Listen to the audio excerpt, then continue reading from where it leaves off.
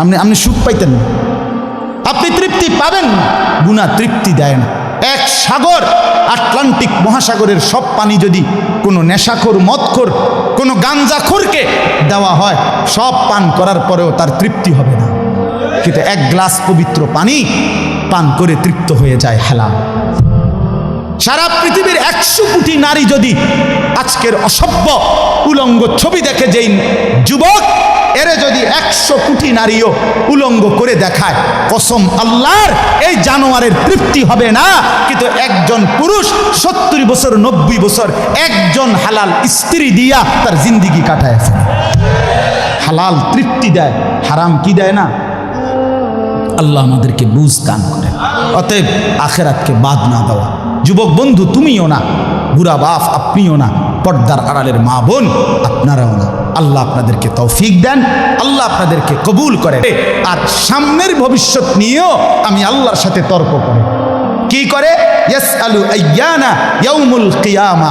অহংকার আর নাফরমানি করতে করতে হুজুরদেরকে, আলেমদেরকে, দিনদারদেরকে ব্যঙ্গ করে জিজ্ঞেস করে, কি কোন দিন হইব কিয়ামত? হয় না দি,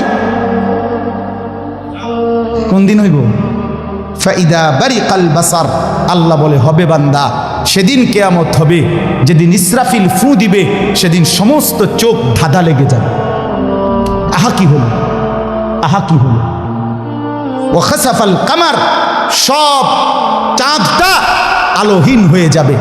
জুমি আশামসু ওয়াল কামার, সূর্য চন্দ্র এক হয়ে নিষ্প্রভ আলোহীন হয়ে যাবে, সব এলোমেলো হয়ে যাবে।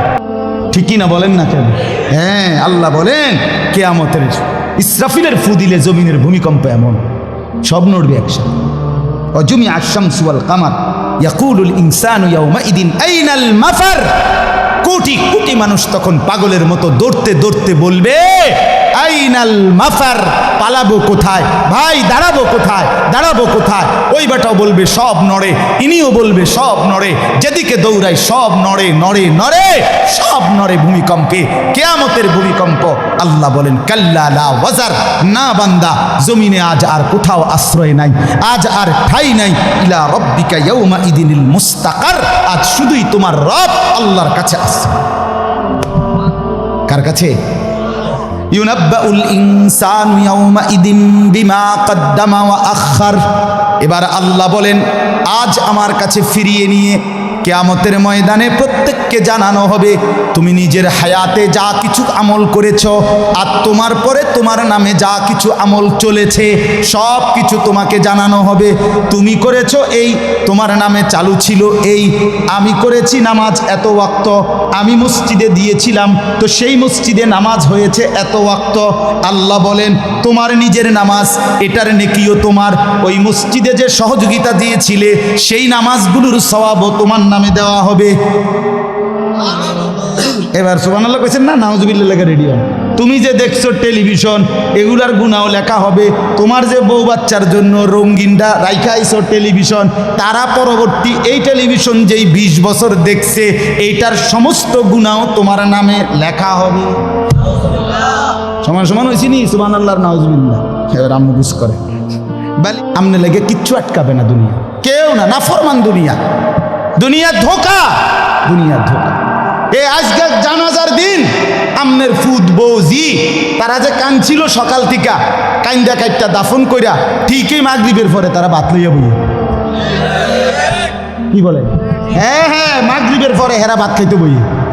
আর আত্মীয় স্বজনে যাইতে ধরে খাবায়, আরে যে কান্দাটা কাঁদছো আরো দুগা ভাত লও, আরো এক টুকরা গোস্ত লও। কিসের কান্দা? ধোকা এগুলো, দুনিয়া ধোকা এগুলো। আমার আখেরাত আমার, আমার কবর আমার, আমার মালিকের সামনে আমাকে দাঁড়াইতে হবে। এই জন্য দোস্ত আমার, এমন দুনিয়া না চাই যে দুনিয়া আল্লাহ ভুলায় দেয়, যে দুনিয়া আখেরাত ভুলায় দেয়।